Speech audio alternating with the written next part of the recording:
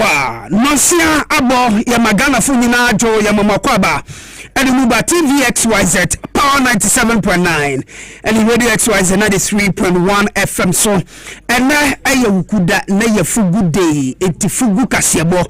Ena yede erebramo efri number 37 Abebrese Street Osu Accra Kasiebo Ivota Power 94.1 Ebefe Big Global FM ewo ho sharp water day Ensoma FM wo kran kwanta bomu wo jasi ka dinyame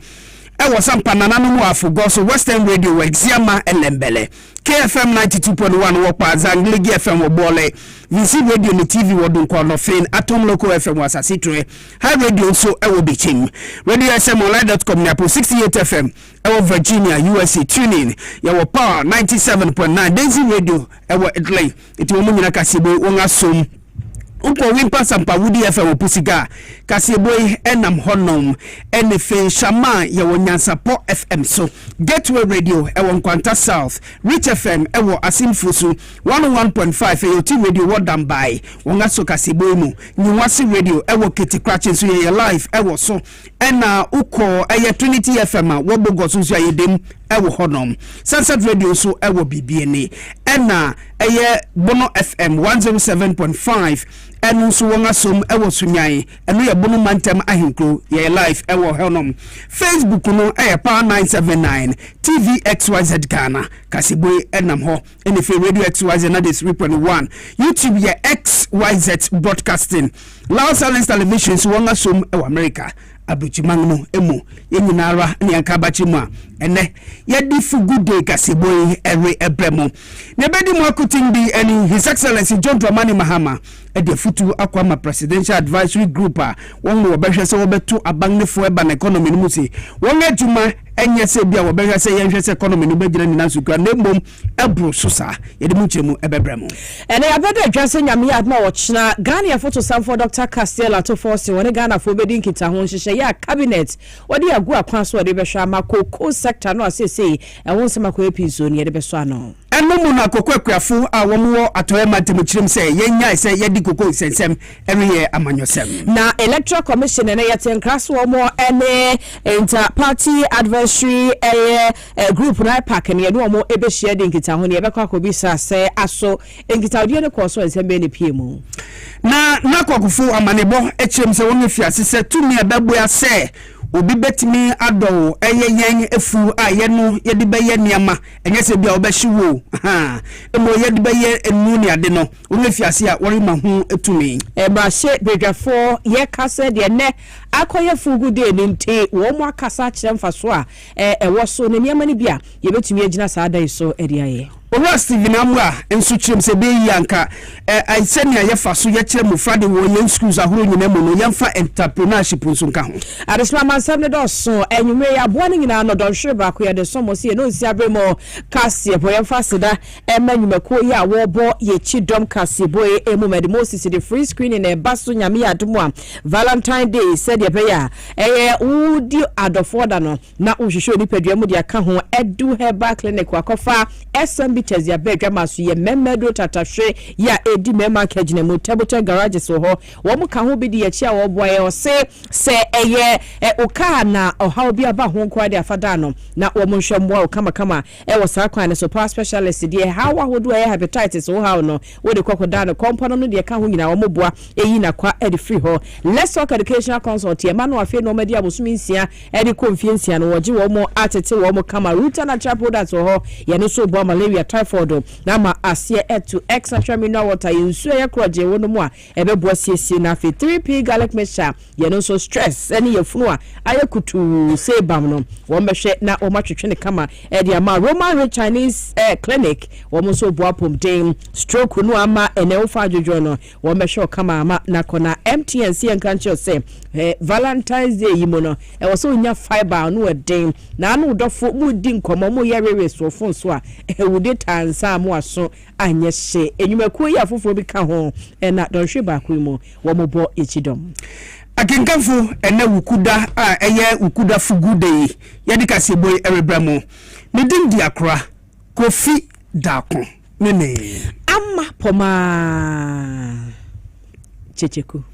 and in some Menuchim Ankasa Eneng. His Excellency John Dramani Mahama, Ghana Mampenini, and Odin Samatugwa Aquama, Presidential Advisory Group Awong, and Obeto, Abande for Ebano Young Economy, Husam Yekanitia, if I would say page Nisi, Wanga Juma, Wari Babayano, Ebru Sesebio, Wobeto Abangni Fukeke, Anasa Beshesa Mangana Yensikasem, Ebetumi Ejinani Nantu, Osi, Wangama Wabe Nano, and was say, Etumi Shesa Omangana, Yebetumi Eni, na Yanga Koyang Nim, Nipa Makuma could do a being and a sabre, Yanga Power, so Betumi Abeshanonga to Abangnefo, Ewosa or Kwangneso, Nanipa Obe Chairperson, Ade Ama, Page Queen, Excellency, Professor Nana Jane Opoku Ajiman,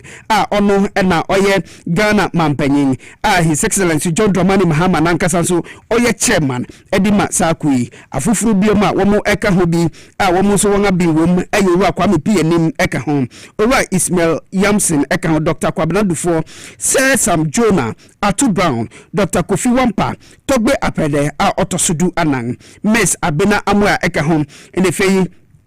Chief Executive Officer, Onuna Oda Ghana Stock Exchange, no, Eka who be Professor Prinsla Chumesi Bafo, any Professor Patience, Abo, Omunina, Omuka Hubia, Omubesha, so Obetu, Abangde for Ewosa Kwangniso. His Excellency John Dramani Mahama, Oba Omupa, Omina, Wahu, Entama Evieno, or the Sema Atuakwa, members in Yinazi, Womusha said, near AC Bibia Bessin Koi, Neko Bas of Mongana, Yansikasim, Ejaguyano, members in Shasa, Obitima Shadi, Eddie Frim, not Yangatimania, Futu, Eddie Frim, no Mangana, Yansikasem, Etumi Jinani Nanso. Your council must help us rebuild credibility, restore fiscal discipline, attract investment, re-anchor expectations, and re-establish Ghana as a serious, predictable, and competitive economy. This is not simply about recovery. It is about institutional reform, structural transformation, and a permanent reset of our economic governance culture. In conclusion, members of PAGE will serve as national priorities and circumstances evolve. Your advice will be sought on major economic milestones, including, amongst others, the national budget, mid-year reviews, monetary policy developments, medium-term plans, and other strategic initiatives. PAGE would meet at least once every quarter, but would also meet in circumstances of emergency. There will be emergency meetings. The Minister of Finance, the Governor of the Bank of Ghana, and the Special Advisor to the President and the Chairman of the NDPC will provide technical support to the work of PAGE. Once again, I thank you for accepting this responsibility. I expect rigorous analysis, constructive disagreements and agreements, and solutions that place Ghana firmly on a path of economic recovery, resilience, and inclusive growth. I wish you well in your deliberations, and in the powers vested in me, declare the Presidential Advisory Group on the Economy duly inaugurated. Ghana Mampanye, His Excellency John Dramani Mahama, na owie no na abedi echi obinfu na najeno pokwajiman so ekasai ewe jumedino ase enosi ewo se bibiara anamong a woriba betunu omuhwe se omangana yang economy ni anase yang sikasem no ebetumi ejine ni nantu na members so won adenkyire nyina no entumi nyina omangana yang sikasem no eso o se yeye ne sa no jedisi na adenkyire wo be nyina so no wonhwe se wodi omanfo ebeye hwesode ede ama won se nia yeriye no ebebua omanfo ana anamuntu ayeritu se economic fu yi no ebebua omanfo won dada sitirimu ana o se numu no wodwene ho a ogedi se ebetumia aboa ewosa kwangene so Her Excellency Professor Nana Jane Opoku Ajiman. For us to constantly reflect on what the term the economy should mean to our fellow citizens. Beyond an abstract concept, it should mean many things, including the following: stability for the teacher in the classroom and the nurse on night duty, fair prices and reliable markets for the farmer, predictable costs, and access to credit to the trader and small business owner, stable incomes, and affordable housing and transport for the worker, opportunities and skills for the young person, especially the women, security for the laborer, and decent care for the elderly. In short,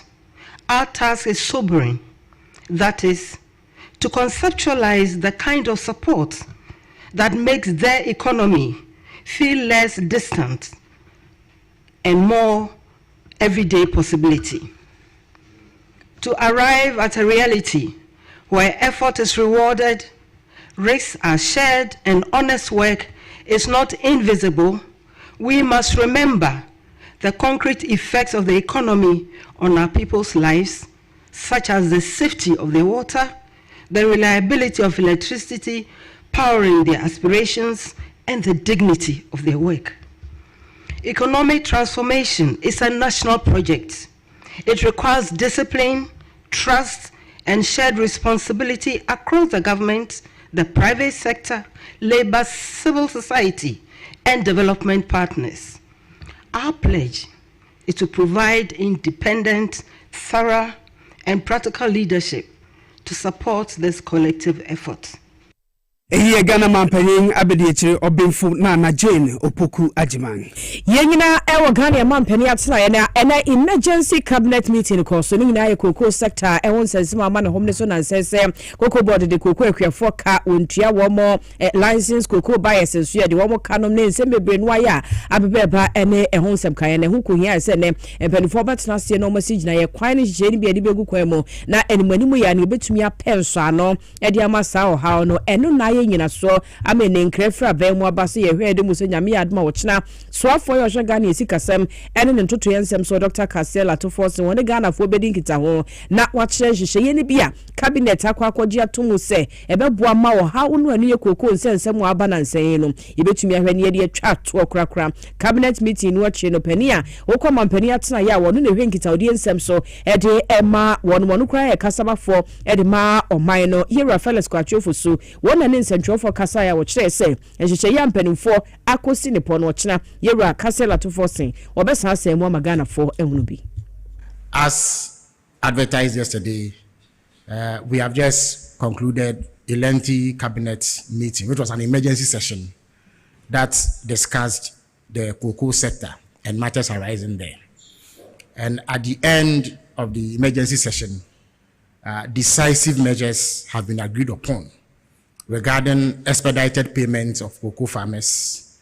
regarding the implementation of the most drastic reforms in the cocoa sector, with a view to achieving quantum leaps in domestic processing of cocoa as opposed to export of raw materials,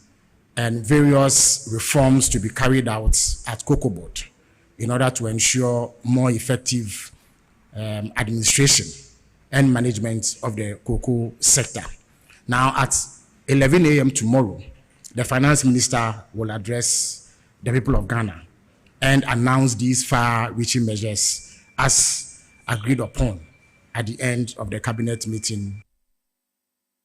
Hero Felix Kwachofo so ne eten nka no ne yesoafo ya wo sha ban kita odie ensem so mampani atna ye wosanso ye kasamafo ene ete so de cabinet asetena wono koye no chensunsanso no odi mama ne bobi amaye. Cocoa Nsem Mono Alliance for Cocoa Farmers and Development awon ewo eye atoye tifi mantem Western North region ena wodi nsema beto montin so chemse Cocoa Nsem ene aise ne aye amanyosem na obehwe na nipa bi kaka obehwe na nsemreka abwaje esisa onipa bi di wonko gina baabi wo kasa ya no omusita kuize munyai samudi cocoa Nsem no ya amanyosem omuse munyai esante cocoa kaya beda hoi mu kasongo fuku ya MPP fui muna mu broka no gu ho asana moreko nyama mu ya tuka enkoyi no biaba no sese nyama na efe masanga ya mu ho tisese ne ekokire koto no aye ne nse obusumu kite no wadan ne ho kasongo lifestyle ena waba ekikeka nsem nyina ekuise minkanje mu se munyai enya no ena bebua His Excellency John Dramani Mahama na ambang no egusua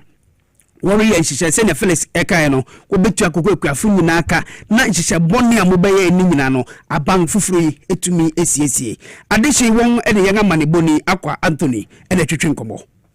yemisi aban na waban waboye pili koko no we increase no ko 3000 plus aban bi oba betwa yenyinye waye niam e wasan kwadi ebuo koko farmers no wanye fertilizers wan farm waye inti any farmer bi akwaje baby a wakase tia this particular government no enye na emitina e pese amanfo ehu na aban no previous years no na last year koko otoye otoni pepepe inti e de enim se enche bia obeba beboaye koko no de egugan ha bebre esan kwadi ko no de ko eboka na ono so se wonte so na se odo krafo ni wonte so na bom yesre no a babia ska no hye bia se bia board bi se bia board ho no be kwa pesika no de betu koko kakaka no aka 20 kgs ni 10 kgs no ye senga sende ye di ska na wie kakete no a ye ma no se se mo be gro school ya betu school fees no yesre no a on pemaye se koko no de sika na esokra no ye hu so watua ya tire kakra 20 kilos 30 kilos ebi kura nu 5 kilos akodi nkrache fo no ho na emom de minuanu ma be kan de esra ne se nkaka na aka kire no na ye nsaka ama bibia nso twa na ye pass demonstration de ye nya adwen se ye be yedi atia abano Alliance for Cocoa Farmers and Development along our Western North region. Yenim se Electoral Commission ni gwa hobo aso se nyame adomo a March bosome da ye toso miensa won mu kopie mo waya waso is about to mpeso ana so we by elections a ekoso wonam so ama ene wo mo ene amanyuko emu akandifo no mo hyehyia ya wo mo adwendwene ho hyehyie ne bia ene wo mo di egu akwan so de friend interparty advisory committee wo mo meeting no ene ye IPAC meeting no ebi akoso na ene nhyiamudie ya wo no ekoye no NDC amanyuko mu nipa ko esanso na MPP amanyuko mu nso nipa ekokotena ase won mu nyina hyehyia adwen ehwe kwan ye ombefa so ama abato no bekwa wiye no asomdwe beba na ntiase nso ebetumi aye adwuma na mane ne se nhyiamudie no niam ne bia wo mo adwene ho eye logistics akande na mo de be ye adwuma no ekwa ebefa so ebe hyehyia no wo mo di ho nkomo ballot aye corporate nso wo mo di eno so ho nkomo afi babambo hyehyia ya ye di gu akwan mu nso a ye no so wo mo si gina ye edi ho nkomo na afi se behwe na enima mu ada ho transparency na afi so asomdwe beba electoral process ni mu nso no ye no so ho nkomodie etimi ekoso na asem popa ya wo mo di ho nkomo eye by elections no beba so ewo eye ayawaso is nyame adomo a March bosumeda ya etoso miensa na ye hwe ni mu ese ye ne mpanimfo a wo mo na ejina mu di ama NDC amanyoko no abato ense mu be kasa ne bisa se aso engita odie ni nyina echi no the Electoral Commission ni wo mo kan ne no wo mo gitum pepepe bibia betumi aboa party no abato awon mu ekoemu ne no echi no ya hwa ahoboa ne hyehyɛ ya party ndi egu akwan so se de be ya abato no be kwa wie no na enkudimdi a wo mo hwehwɛ se NDC fo ebetumi abamu sa pepepe de ama wo mo na ne nyina mu no Electoral Commission no de amanebo wo de abase se de wo mabie epromo de ato ho wo mo a ewo so mo fa nkrata ewo so mo ebefa na fehyehyɛ no achi no wo mba be file kama na ene so etimi bua 10,000 Ghana cedi ena mpanifo cha eno ni fee no ena fe mai wo mu ebetua 7,500 wo mo so asebe wo mo edidem no saa ena ene so ehun hyehyɛ esi etie de ani edi achi ebreso na yenya mpanifo a ye ne ombegina sanse me ho na yedi enkomo edi afa ayawaso east abato a eba so animo.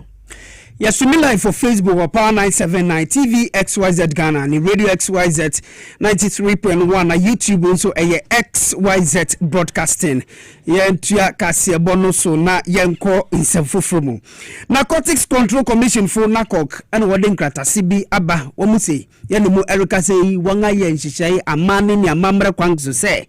mu asabre mu pese mudua yen bi na no bebua se ye de beye nu ana se ye de beye niam betumi aboa wo man mu no ye be ni sa no omu se erinche kra no obefiase na womo ede hu enkratasem ni bronika ni se licensing regime no won ede aba ne nyina enam se Ghana na hyebegwa ye ni muruka sei no won agi samra no atum ewo ho na nkratase a won ede aba ye na kokofudi aba a opanyin a ono manfo de nkita ho ede ma won Francis Opoku amwa ni sa ehase na wori chirem se na kokofo won abo amane se licensing regime no ɛno nkyɛ koraa no wɔde bɛma ɔmanfo a mopɛ sɛ mo cultivate mu process na mo use cannabis sɛ yɛde bɛyɛ nuo ɛwɔ man mu ɛnyɛ sɛ bia wobɛkɔ akɔyɛ sɛ wobɛhyɛ dabi yɛnhyɛ wo ɛyɛ yɛn unum no ko yesa de ne wontwe ma okra enti owura eye amwa ni se mo ode abanen enti o se mu a mu pe perspective eye nkrofo mu pe se yema ambulance si bi no eye se mu de be industrial and medicinal purposes yen kan se ko bia yen na go vagoma boys no any girls no any ganja sa ndam groups a shiwa o si debi enye no ne Erica etino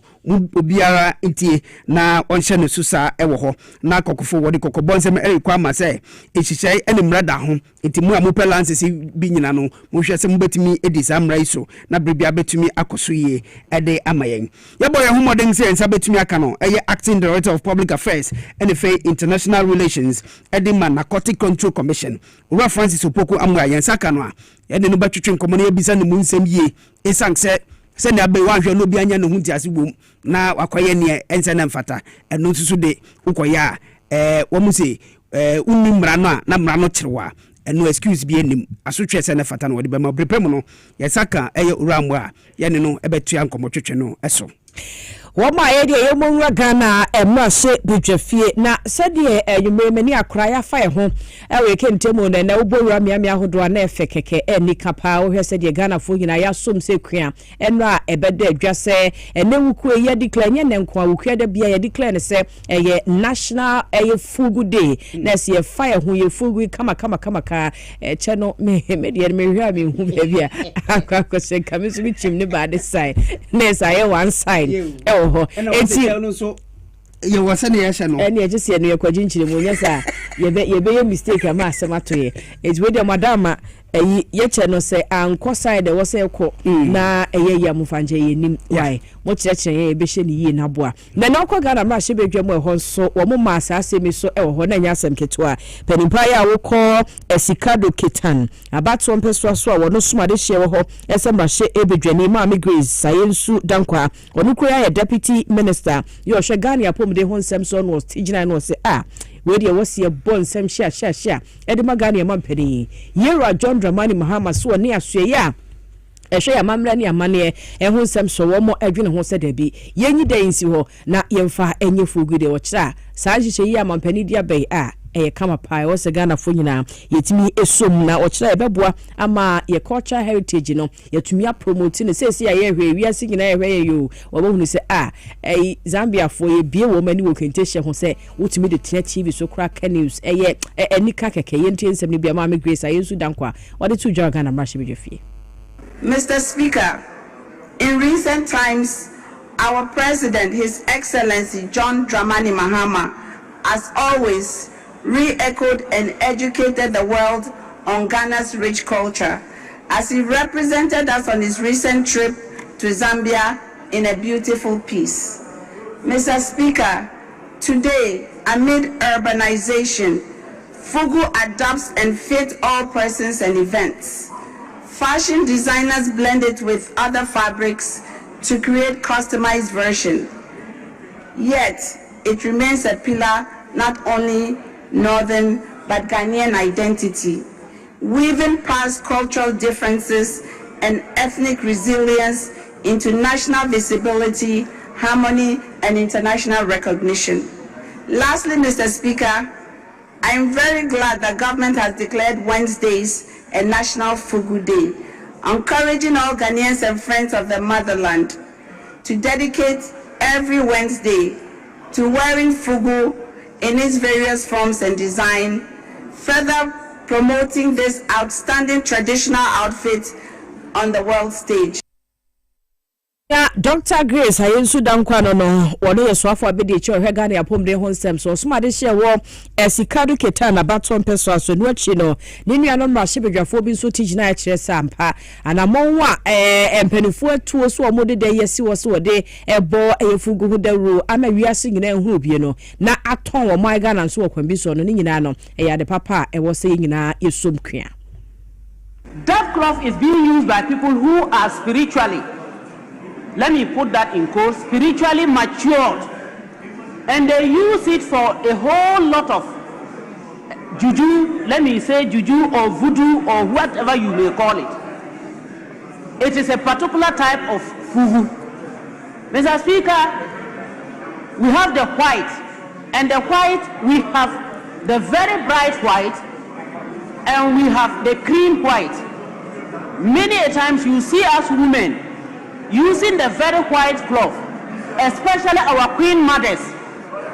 They like to use the very white one for our cultural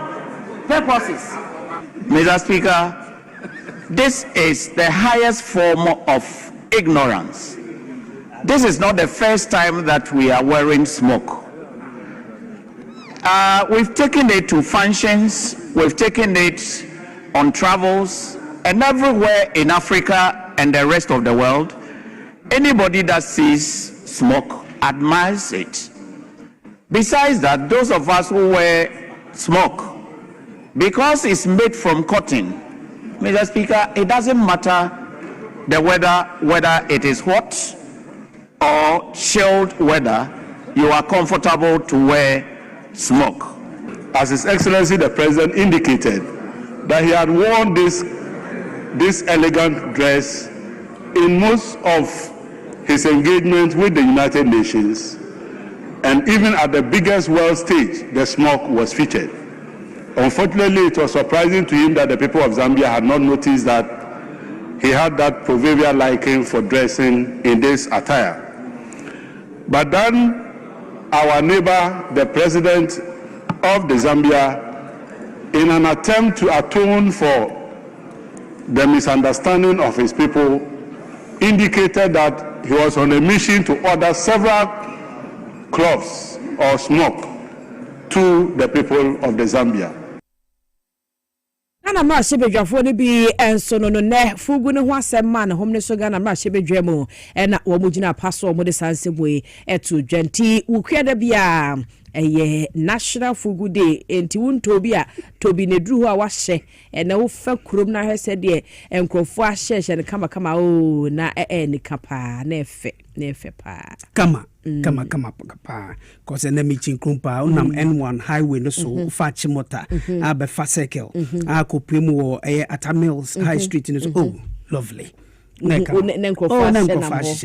Nkofashe kama pa offices bia me ko du ho no ma na oh jai ongayade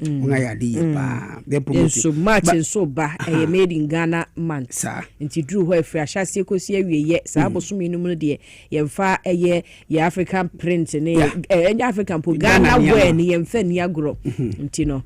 wo pe ofugu no na wo pe ne ho mfiafia ho no nyina ka ho na wasese esem o match ese ne abenzo ho a omonwe fugu no so mo tete so no nia no mo tete so yesi yesi man ne be high na fe mo betase abeji ya boden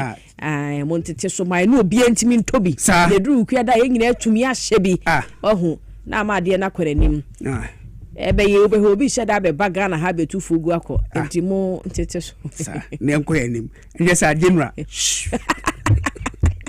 Yɛntu Kasiebo no so emfa emamo yegusu gina mra hyebegwe sanse ma hyebegwe ne ogina ndi ma de hye awon ewon hye so abato mpesua so Santimantem Stephen Amwa na odi ofre akọ ama se be yank yenhwe se Ghana Education Service obetumi aya akonya bi na betumi abu entrepreneurship ade kire ebetumi dia hye mofra a wo je entetewe ewo humasua afemu amfiase yankofa junior high go promote senior high akopim tertiary ose no ebetumi abu aye papa opani ochirem se sa akonya no yedi mamofra ansa no obewie suapom ne ho benya se nankasa bemze yu obebue na adwuma sinse obetwen se obi bema no adwuma aye na bebua nso ma eye adwuma a eni oman mu dodo no ano betumi abrase opani di nsamitu gwa ewo Ghana mrahye begwem wo kwan a yebetumi afaso na mebum benya adwuma aye.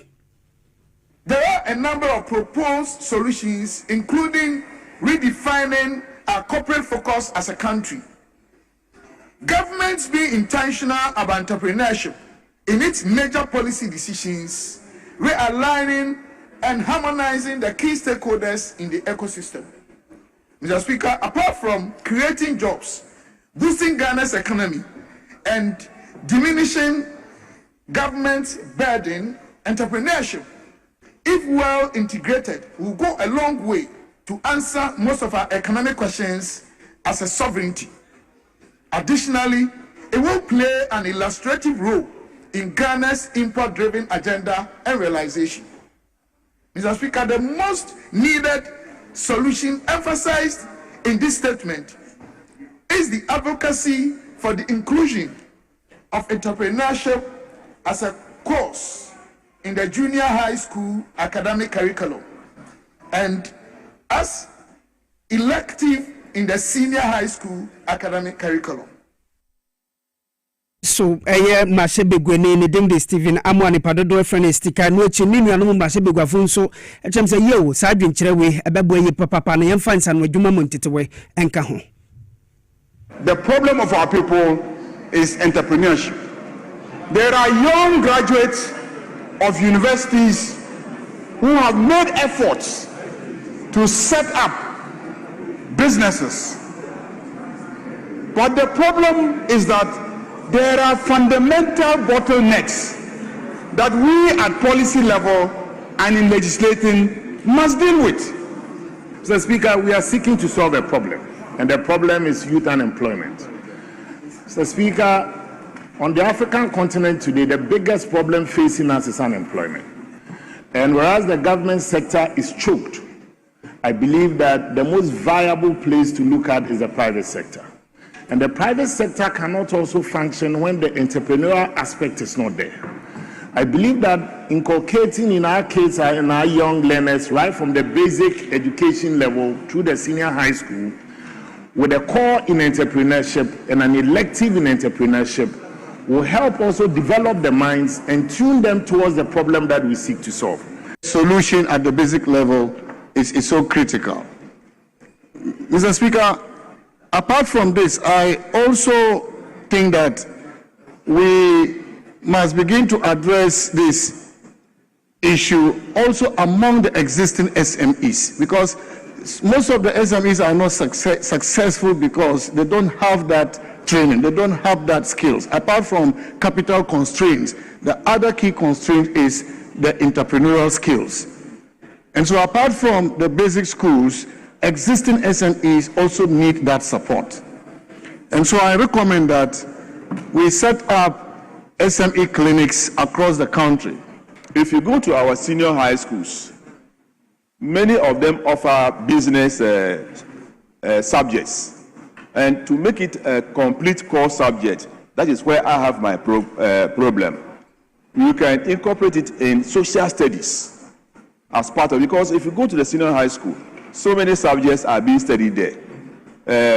3 core or 4 core, and then 3 elective or 4 elective. So if we burden them with so many subjects,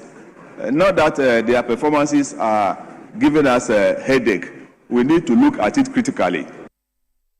Ghana Mashebegwafo bi na moti wong ni no.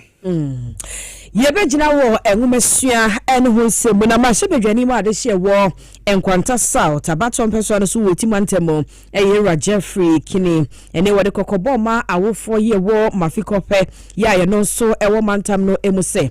wo madama yenim se wonom ye kuro ba ko a ensuomu nam dwumadie no wo ye ho ade pa na enso se wo ma no eko school no ye be ma wo maja school ko no ma akotena voter lake no so se ye koyi na ma ba fie sanse ye maami ana ye papa ye fere ni nti e wo se ye kobo ano ne de ndi woni wo nya dwene school de ho hia pa eno nti wo nkoso anta wo ma na chimpia wo mo masua ene wo da chi nyina yie na wo nyini duru ba bi na wo so mbeso maamefo ne awofo na sene mu e wo nsuomu nam dwumadie no mu a wo ma baba ye na se akoda ne ye ma ne nko school J school betena fia be feri adwuma ewo mafiko pe ne potem ho de honorable chance bi nyade obegye atumu na yewa Jeffrey Kini nsemi wode tudwa na yabra na wotwa ehomemu ama adankura 3 unit classroom a wo masie ewo potem ho no na wotwa ehomemu bia no na fia bebo ama ngomasua ene adekire atumi akonkan na ensem ne bia ogina so wode tudwa enie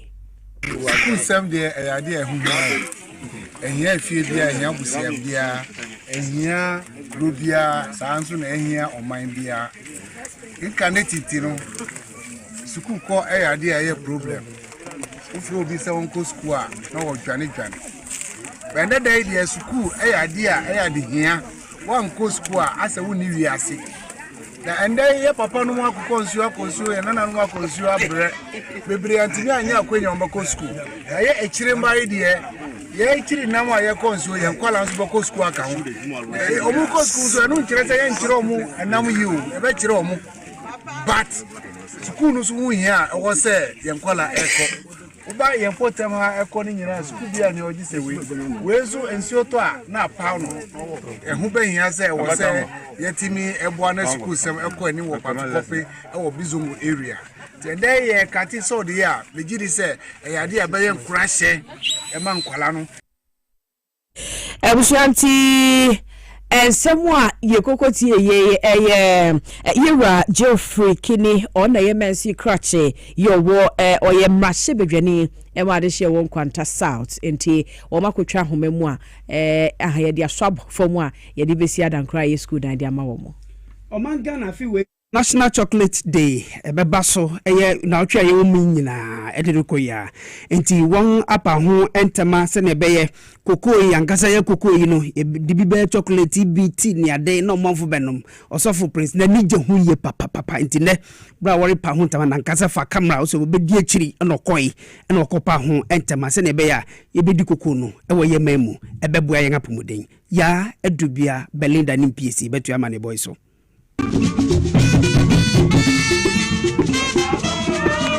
What did you maybe share so our nationalism park eno ewo nkankromu ha na ipayinfo a edi ani madwumedi eba so Ghana Tourism Authority afei Ghana Cocoa Board and a cocoa processing company afei dwumedi no tia eda so eat chocolate stay healthy grow Ghana wabra ordinance eritugwano chief executive officer edima Ghana Tourism Authority mamiefua wajeto Edisansemi etugwa chire nyenti a dwumedi ekoso and your cocoa love and the Ghana Tourism Authority yes celebrating the love of cocoa me dear ni say Valentine basa that's just say yes so your cocoa agono sorry that's you ni say Valentine month yeah let's share your dog na ye ka share Ghana for you na say chocolate ye bibia ye fan share your dog chocolate ye bibia de ena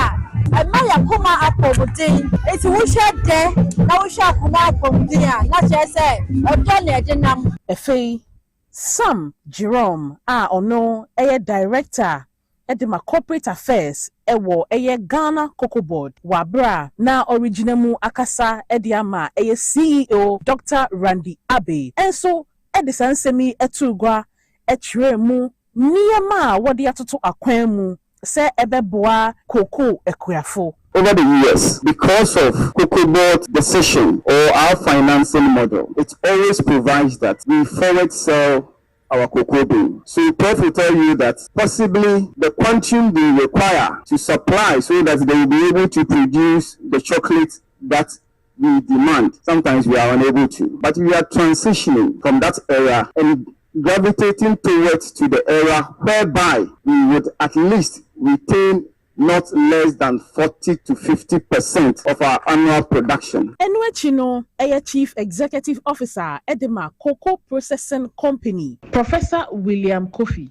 Edisansemi Etugwa. Significant efforts are being made to restore CPC to its former glorious Nkrumah days, and indeed to position it for an even stronger future. We remain confident that with the continued loyalty and support of our cherished consumers and partners, as part of this year's National Chocolate Week celebration, our factory will host a series of engaging and educational activities. This includes guided factory tours, museum visits, Cocoa Value education talks, and other interactive exercises.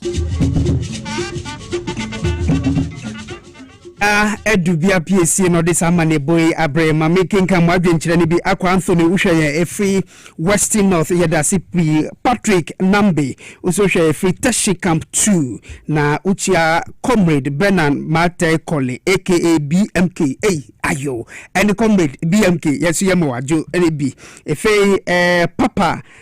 Anaman who say good evening watching live inside Germany yedasi Theresa Akote yɛnso yɛda CP sɛ wohwɛ yɛn nana ɔsɛe kwame usu se wohwɛ yɛ free techiman tia na utia OMC edusɛe akwasi yɛda na sɛ ɔyɛ ahafano North municipal chief executive Henry Addison o Berlin Germany yɛda CP so follow yɛ Ankuma Foster use wohwɛ free ofansa yere bi na emergency cabinet meeting no amwa wo ho yɛ wadwenkyerɛ name Michael Kwame Pool use Accra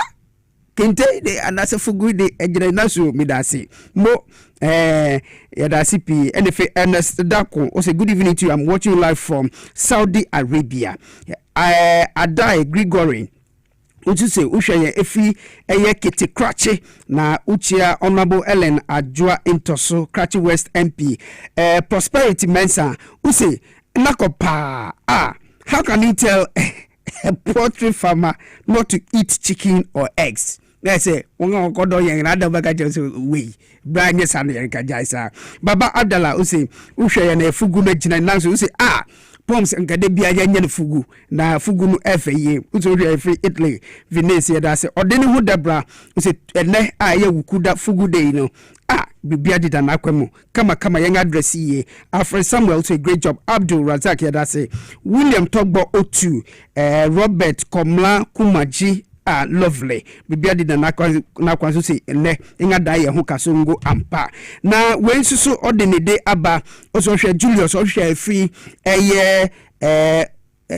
what's if Enkrahano Bemba camp. No. Also free a barracks ewo elwak yeda CP. Now when was a Uber driver. Also when je who ye papa sabe mu na kwanso mu ko kopimo yibi mpotemo uni wisdom hedejomen nam udin edi Philip owura ya mo ajo mo kosufa ni koduma ye wizi ochire bedo edwuma mu ayi mache wa ma ubenya sem Umar Ibrahim mo yedase alikrim uwa hafo nso ohwe yen asida ayewode munyinara yedamasipi enti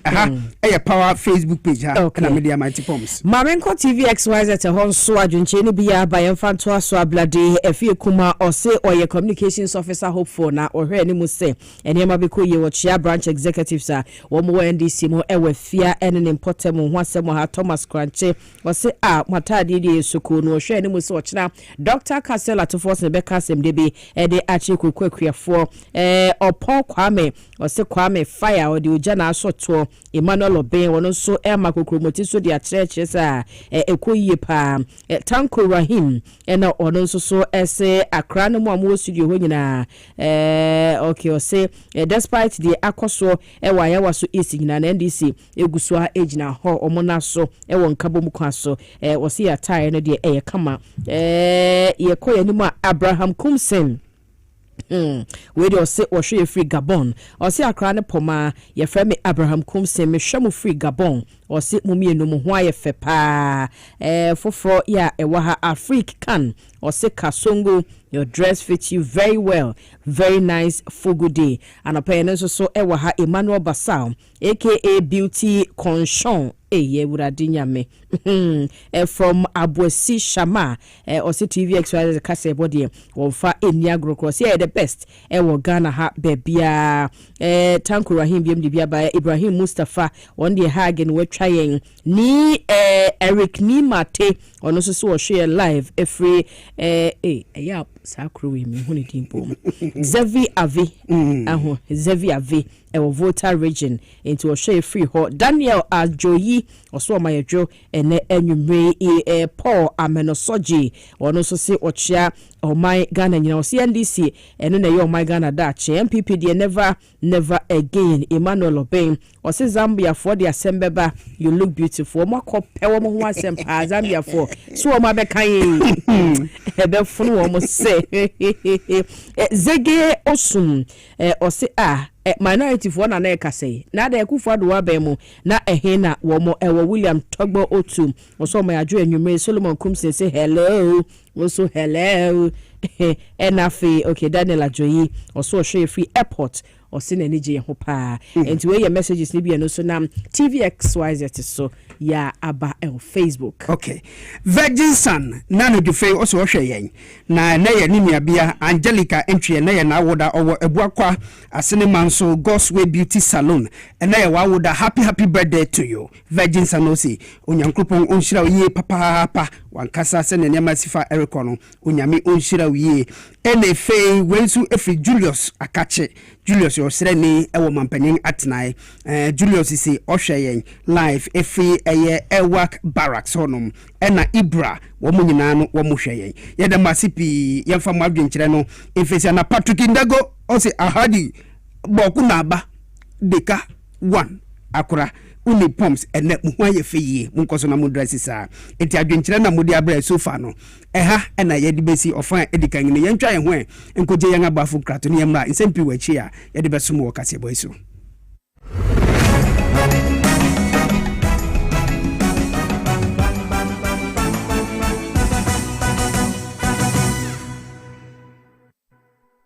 Na ede na ya obayi a oda forma so ne yafunu mu emunumuni. Oh Mr. Entry also yare ya titi be benfie pi nanso ne yam nyono da se me kire no ahodo amato a me hunu hwe a ebe ya nwanwa. Menyi ni se what also tamfo Haxa capsules any Haxa mixture yanum bom kotia also no bia ma no anom anka ne ho ato no dadaada also dro de eno ani Haxa capsules any Haxa mixture ankom ni nkyeremu also yekura eto yefunu ene ensunu mu etuma wo yefunu ekeka wa wogire ho a enye also etumi ema wo ye cheko ebra wadidi awie so how eye also de a compare Haxa capsules any Haxa mixture nanum bom na ho ebeto pedudu atu a ko okanshi drug lane Kumasi Dani Herbal Takradi AA Mensa Anafre 02038228855 apefo abatan a woma won mofra no fo ene mofra woni mfie dumienu enka ho Haxa capsules ene ne mixture also tamfo edie age adwadie nkratoyi yi atom.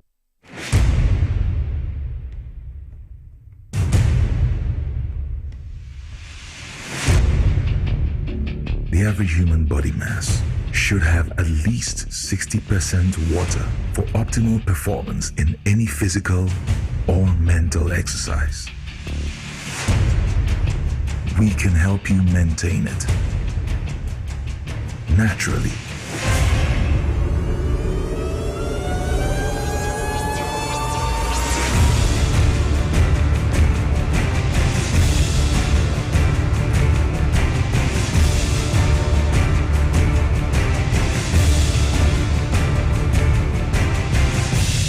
X Natural Mineral Water. Simply natural. For bulk purchase, call 0596 273 546 or 0596 273 547. This advert is FDA approved. Na kwa me taxi driver na enkane na misisi eso misisi na kame na to na twetwe binya 3p garlic mixer no aboa me pa edunu asa miracle bi wadro no se mafunu kra se di sia twini anka me humi esi so se me humi ana esi so obeka se di bibi hye me so bi no na ye normal ni ti ni bi pi na ti no ti pa me sa 3 days ni edunu anka se de nyankopon di ayi bi ahodi ti ma yi bi nya sam keto ana se we de me fro aka so na me fa hye me nkwa me me de abe fa 3 years ana asemi ginawa menemu sisinya se mekwa media meko bia mu so much medu abe 6 years ni o tema bia me ye ma di se ene meja na ta ya le ne nku preko ene 4 day ana mekoto 3 garlic mixture ni tema me kase yanku pe no yam se ene ya me no kase me ho atomia me din wa me ntiase 3p garlic mixture ubenya bi wo mamu pharmaceutical shops and herbal shops Fred Piwak e wo 02489288824 and 020100002. Hello Ghana, payday is here. Stand a chance to win instant cash prizes on Review Scratch for Win, up to 100,000 Ghana cedis to be won today. Get ready to play Review Scratch for Win to win big on TVXYZ. Stop scrolling and start winning. It's simple. Dial *850*6# on all networks. Choose your card type and select your lucky card for a chance to win big. Play with at least 5 Ghana cedis or more. You could win up to 100,000 Ghana cedis in cash prizes instantly. Yes, you heard right. 100,000 Ghana cedis in cash prizes. Don't miss out on the chance to win big. Dial *850*6# to play now. Review scratch for weed. Scratch it again. It is discussing pound. You must be 18 years and above to play. Terms and conditions apply. This game is regulated and approved by the NMA and the Purpose Platform.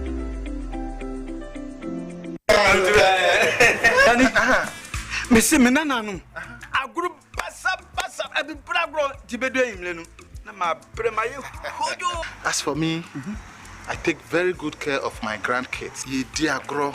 Na yes, a room maybe crana. Me bano timide or maybe gumi so weekend. Hey, mumle, memre. I don't think I'm catching say. Ya no medi garlic capsules. Poso na ebesi so kama. As I stand here, my doctor said my whole system has improved very well. Medi garlic capsules. Yes, Medi garlic capsules. Oh, Medimosis garlic capsules. Boa mamoja dini paduani mu efrusani ye. Na esiesie oba ne barima mahona awodin. Ubenya edroyi bi ato omanyi mu pharmacy stores freye wo 050-349-4885. Edroyi enye mamofra enye ndi fie dumienu. Apemfo ene emma emanofo. Medimosis. Who ni how FDA ajijwe di nkra tuyi atum.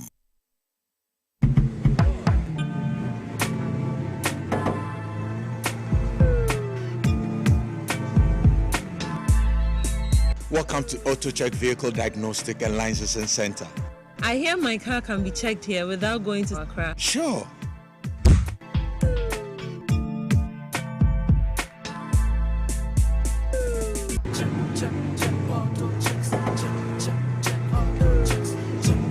Emission, check. Alignment, check. Brakes, check. Visit AutoChecks at Koforodia Aquadrum Road for the roadworthiness of your vehicle, from saloon cars to heavy-duty industrial vehicles. Madam, your car is now ready for the road. Thank you so much. AutoChecks, check. AutoChecks, your safety, our priority. Check, AutoChecks.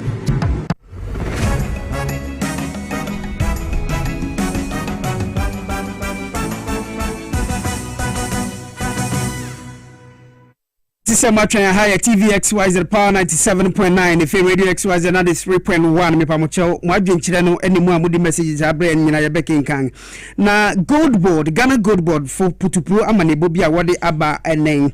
say Ghana gold board won issue a compliance notice and comma good service providers nyinara na ne wode aba ni say obi biara nhwe se obetumi edi so several gold services providers no yehwe mo anim se mo be report ama one head office or Yankrupo Yaduma or Jifu Busumia Yewomini Diabeto Sudu Ebien 12th of February 2026 na notice Yankratasi a gold board for Omo Edia ba Brim Yara aye Ojifu Busumini Diabeto Su Edu and what is Yankratasi Abano Chim says Sana Montui one dada near worry sene beye wobehwe say one sikasem any dada na montua worry to say obibiara odi gold hu gwa no obetimi di so mrane so ne fenchi ne so pepepe ene nam so a wodi san kratasi aba wochem se companies bi wo ho a ye ne mu Erica say no esanse won ndi san mrane so ni ti no etumi enyansusuaso no boni kan say affect won etisa companies ni bi pro Max Palesco Limited, NFA S7 Hills Enterprise, Passion Gold Limited, IBF Mineral Resources Limited, NFA Mabisco Multipurpose Enterprise, NFA Gastonsin Enterprise, Gastonsin Enterprise, Wong and Ayanimo Erica say sanction won disunint no, or Jim say Enyansusia so, Wong so. Gold board, Eric Chim say, Nienta worry to Sana Moyi, a one man will be Shemukina, and say, Obi Biara Odi Gold Hugwa, Maimono, Esang say, Gold board Unkuto Nama, Ama Wong Quansa Wong, and I'll bet me Wong Edigua Eban Fama Goody in Samu Emono, and Nutin Warrior says, I'm Maui, Ebe to me, Juma, Nefe, unga promote ahu say accountable mapa ene fe nemu beda ha fan no broni kan say accountability ene fe transparency no ebetumi aye adwuma enti gold board fo wo se enka chem say hwe bi eye ogefo busumi ni da beto so ebien no mo a monim say munni hihye ne so no mo report emma one head officer na bribia enkoso ye kama infa imam hajja fati uwo kolebo unsuhwe na na dwefe yeda sesa udi message abreyen mami fasida enkoma medimosis o se minka nchiro so nyankropon ya duma eye memenda ebe ogefo busumi ni da beto so du anan 14th no obeye health screening ewo ni branches a ewo dental jekojokumase ahini makokoben if you are no pano wo twekopim se ewia non ebien eti ubetimi akọ na akọ checke u blood sugar u dental na fe processing semse na fe fibroid nso obe ni nyina bi ede amamo edu herbal ono no di SMB test aba eti kotobi wo ba bibia yeton aduro Ghana fa na nyinara upededu etu a no afrɛ no 055 837 9545 and 0201 04 4221 and 024 398 9368 na wanye dro bi ato table tech garages fu se mega chel say esabre uka sebio timatobia ba ho wakra bia ba ana peso to spare pass fa bra wonga kachi ho betobi efei upese ka ni nyina no enye no yensinsin fa ma no table tech garages obe ni nyina bi edi amount etiko www.tabletechghana.com ewa abefot intakatse ne so obehu won ema ni bia wo ye ewo ho eno so da nchen obetimi afra wo 054 227 5252 and 0542 961111 Power Specialist Eba Hospital hepatitis ABC no obema wa no eduro ne fatty liver prostate enlargement fibroids sem jirikejiri marima eduro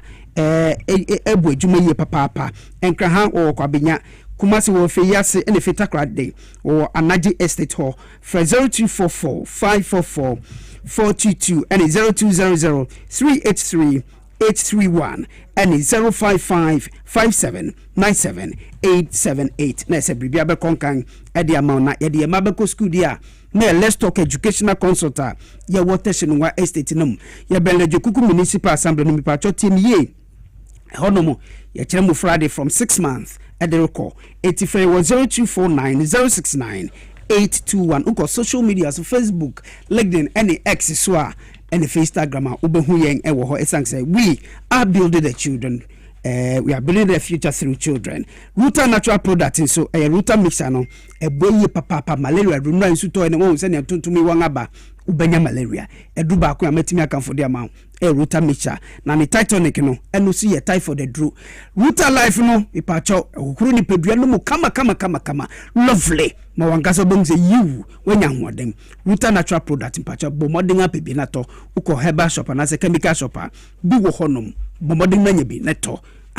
for 0244 503 443 na insu a yeti ha yenga nombi na pom sko nombi na yenyina ama yenga pomodin se megena ni nantudi a eye X natural mineral water insu no on colors no se ne yentare ya dititi asa na ni colors no sute botumi dia ya mirror de bia mekafo de ma pebi nanom fayin 059 627 3546 and 059 627 3547 X natural mineral water simply natural na 3P garlic mixture Dr. Prince Motote no di buy baby biara ye to ngedu wefu aye kase mi pacho general body pain edu we and ebebu our friend was 0248 928 824 and 0201 000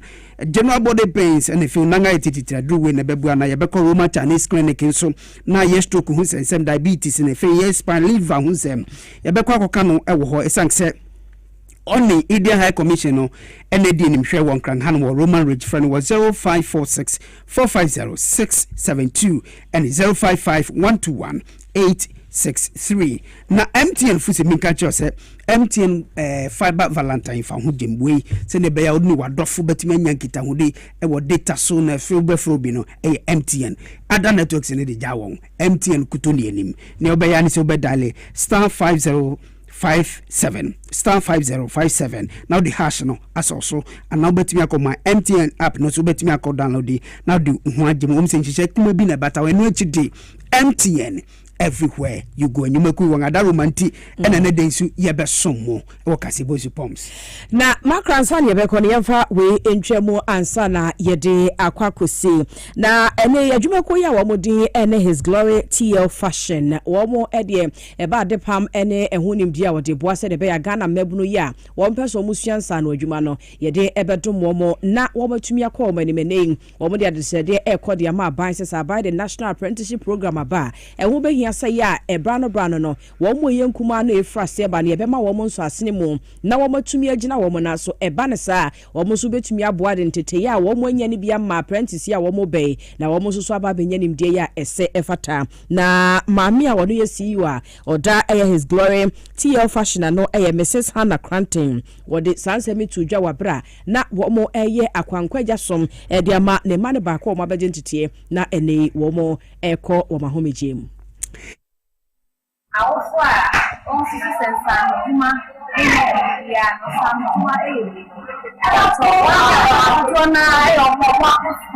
eso so munyasa ni bi ya wa insensan duma fa so do ba tempo ni ma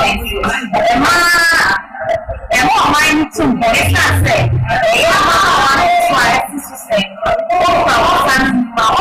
say in morning in your mother's house.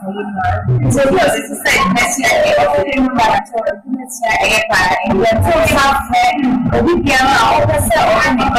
it's man, the office to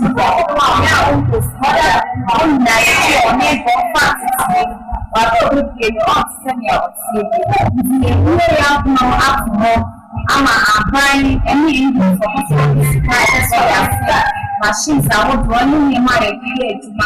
That's what I said. But a kind of give me myself for me. So,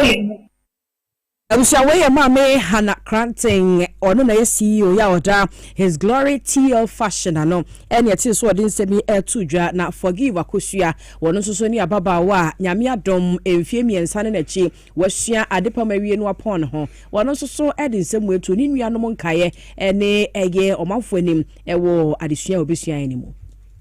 I am very grateful to God for how far He has brought me. That is why it's great that I am very happy that I can actually go through a 3-year course and then be graduating today. What inspires me in fashion is actually what